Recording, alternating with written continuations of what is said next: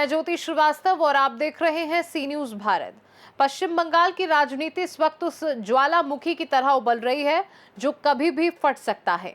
विधानसभा चुनाव का बिगुल बज चुका है और जैसे जैसे वोटिंग की तारीख करीब आ रही है वैसे वैसे रिश्तों की मर्यादाएं तार तार हो रही हैं।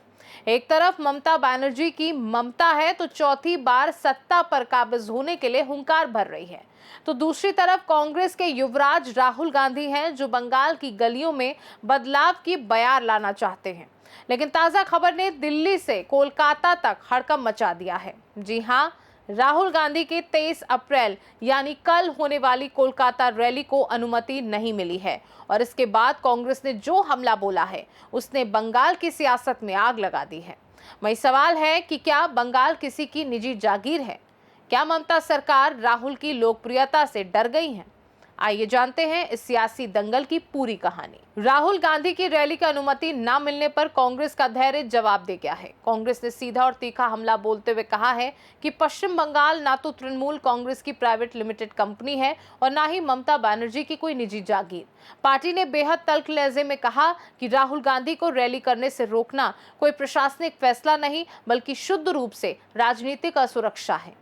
कांग्रेस का आरोप है कि ममता सरकार राहुल गांधी के बढ़ते ग्राफ और उनकी रैलियों में उमड़ने वाली भीड़ को देखकर घबरा गई है, इसलिए अब प्रशासन का मुखौटा पहनकर उनके रास्ते में रोड़े अटकाए जा रहे हैं। सूत्रों के मुताबिक कोलकाता में 23 अप्रैल को होने वाला राहुल गांधी का मेगा शो फिलहाल कैंसिल हो गया है। कांग्रेस का कहना है कि उन्होंने आखिरी पल तक यानी शाम 6 बजे तक अनुमति मिलने का इंतजार किया, लेकिन स्थानीय पुलिस और प्रशासन ने फाइल को दबाए रखा। कांग्रेस का सीधा आरोप है कि बंगाल पुलिस पूरी तरह से ममता सरकार के इशारे पर काम कर रही है। अब इतने कम समय में कार्यक्रम की तैयारियां करना मुमकिन नहीं है, इसलिए 23 अप्रैल का दौरा रद्द करना पड़ा। वहीं इस पूरे विवाद पर ममता सरकार की मंत्री शशि पांजा ने मोर्चा संभाला। उन्होंने इन आरोपों को खारिज करते हुए कहा कि राज्य में चुनाव आचार संहिता लागू है। उन्होंने साफ किया कि एक कार्यवाहक सरकार किसी के दौरे रद्द होने के लिए जवाबदेह नहीं हो सकती। रैलियों की अनुमति के लिए चुनाव आयोग का सुविधा पोर्टल बना है, जहां 2 से 7 दिन पहले आवेदन करना अनिवार्य है। सरकार का कहना है कि यह नियम सबके लिए समान है, चाहे वह राहुल गांधी हो या कोई और। वहीं दूसरी तरफ पश्चिम बंगाल कांग्रेस के अध्यक्ष शुभंकर सरकार ने आग में घी डालते हुए कहा कि मालदा और मुर्शिदाबाद में राहुल गांधी की पिछली रैलियों ने टीएमसी और बीजेपी दोनों की नींद उड़ा दी है।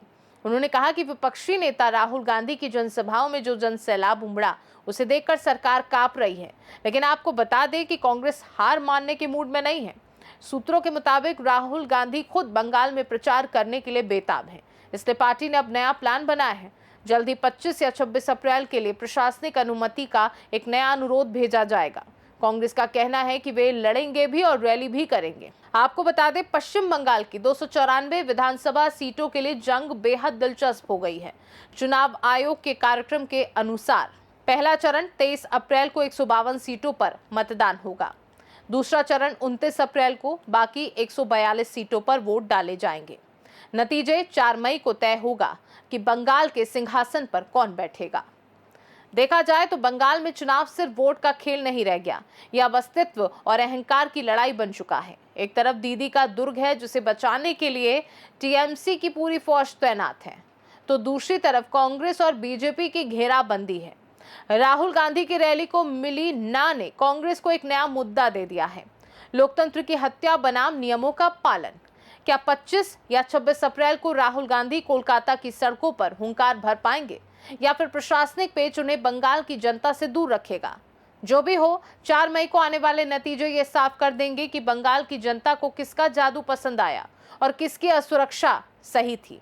खास रिपोर्ट में फिलहाल के लिए इतना ही। देश दुनिया की बाकी खबरों को जानने के लिए आप देखते रहिए सी न्यूज भारत।